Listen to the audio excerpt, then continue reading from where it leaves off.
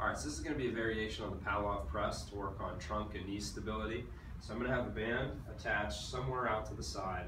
It could be lower or higher than this. The key is just that I have this lateral force pulling me off to the side. I want to step far enough away that I have a fairly significant amount of tension in the band. And I want to begin by just keeping this close to me and starting with my feet, getting from this feet side by side position, starting to step them as far apart as comfortable. So I want to get as much space between my legs as I can comfortably. This also is a drill where I want to feel a little off balance or a little unstable, but I want to make sure I can control it. So I don't want to be so unstable that I'm falling over. Ways that I can adjust that is going to be either shortening the position so that my feet aren't as far apart and then I'll be more stable, or even having a little bit of a wider base. But ideally, I want to be about hip width as far as the distance of my feet apart, and I want to try and get as much space between them as possible.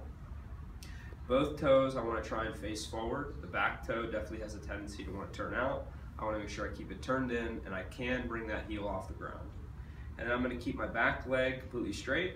Front knee is going to bend a little bit. Now I want you to pay attention to the way that my leg is positioned. I want to make sure that there isn't this inward angle of my femur. And to do that, I'm going to try and very lightly pull my knee out to the side without the inside of my foot rocking off the floor. So just to show you without a shoe on, right?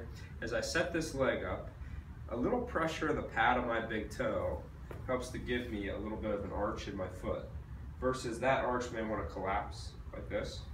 So as I set my foot up, I try to think about, before I even bend this knee, a little bit of pressure in the pad of my big toe, and then as I let that knee bend, I try to make sure I'm not letting it cave in, but I'm pulling it, if anything, slightly outward.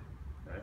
So starting in this position, I'll begin with the Pallof press, just trying to reach straight out and straight back. In and out 5 to 10 times. Now I'm going to keep this outward position after that, so I have a little bit more of a challenge to my lateral aspect of my trunk and hip. And I'm going to keep this as I very slowly let that front knee go forward over my foot.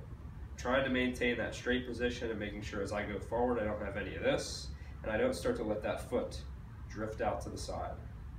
So only as far as I can go. This becomes a little bit of a challenge on my ankle dorsiflexion, as well as a challenge on my quad. Now, one other important point, just to show you from the side. So, pretending that I have the band, another thing I want to consider is as I'm going through this motion, I don't want to let my lower back just cave into this position.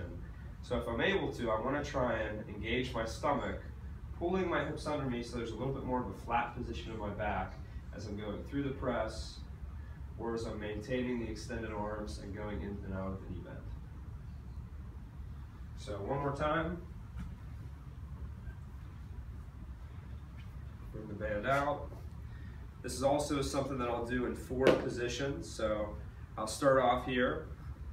I'll do my check of my knee, make sure my femur is straight. I'll do my presses. After I've done with the presses, I'll keep my arms straight. I'll go in and out of the knee bend. And then I'll stay in the same position. I'll just switch legs. So I'll do the opposite side. Same idea, check the position of my knee.